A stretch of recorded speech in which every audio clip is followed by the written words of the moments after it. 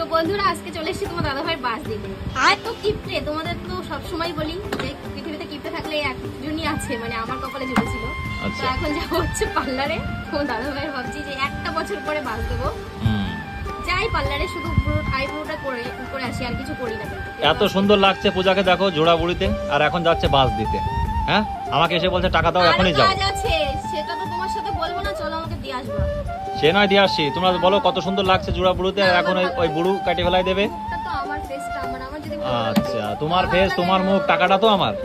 তাহলে নিজে আমাদের টাকা চাতি নেই, ঠিক আছে? এখন যাচ্ছে, আর কয় ঘন্টা পরে আসবা? এখন এই যাচ্ছে 2 ঘন্টা পরে আসবে, তাহলে বোঝো ঠেলা। সে আমি যাচ্ছি, এই জন্য মেয়ে ছেলে মানে কি জীবনে বিয়ে করতে নেই, যে বিয়ে করলে জীবন শেষ।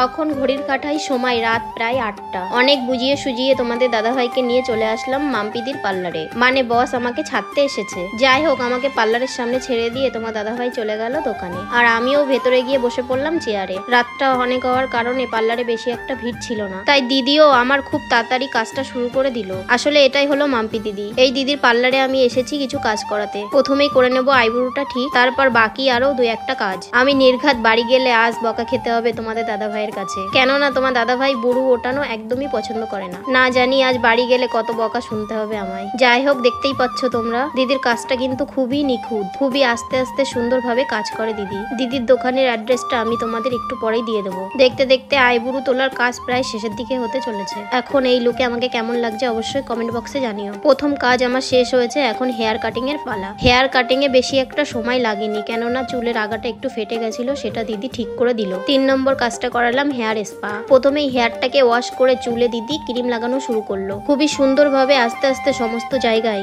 স্পা করার জন্য যে ক্রিম ইউজ করা হয় সেটা লাগাতে লাগলো, আর বেশ মজাই লাগছিল আমার। প্রায় 10 থেকে 15 মিনিটের মতো চুলে সমস্ত ক্রিম লাগিয়ে আবারও 20 থেকে 30 মিনিট বসে থাকার পালা, কেননা দিদি চুলে যে ক্রিমটা লাগিয়েছে সেটা শোকাতে প্রায় আধা ঘন্টার মতো সময় লাগবে। তাই আমিও চেয়ারে বসে মস্ত করে ভিডিও শুট করছি, আর আমার সাথে কিছু বোনেরা সুন্দর একটা হাসি দিয়ে কিছু শুট করে নিলাম। আগেই বলেছি চুলের স্পা করানোর জন্য 20 থেকে 30 মিনিট সময় লাগবে, তাই দেরি না করে দিদি এই সময়টার মধ্যে ফেসিয়ালের কাজটা শুরু করে দিল। আসলে তোমাদের দাদা ভাই এই আইবুড়ু ফেসিয়াল স্পা একদমই পছন্দ করে না, আর আমার তেমন একটা আশাও হয় না। প্রায় 1 বছর পর পার্লারে এসেছি আমি, সামনেই পুজো বলে কথা, একটু বকা খেলেও কিছু করার নেই আমার। যাই হোক, আমি কোন পার্লারে গিয়েছিলাম সেই অ্যাড্রেসটা এখন তোমাদের বলি। এই পার্লারটা হচ্ছে আমাদের আকাইপুর দক্ষিণ বাজার। দোকানের নাম মাম্পিস মেকওভার অ্যান্ড মাম্পিদির পার্লার। দিদি খুব সুন্দরভাবে খুবই কম রেটে কাজ করে। তোমরা যদি কেউ আসতে চাও অবশ্যই আসতে পারো। আশা রাখছি খুবই ভালো রেজাল্ট পাবে তোমরা। দেখতে দেখতে আমার সমস্ত কাজ শেষের দিকে। এই হলো ফাইনাল লুক।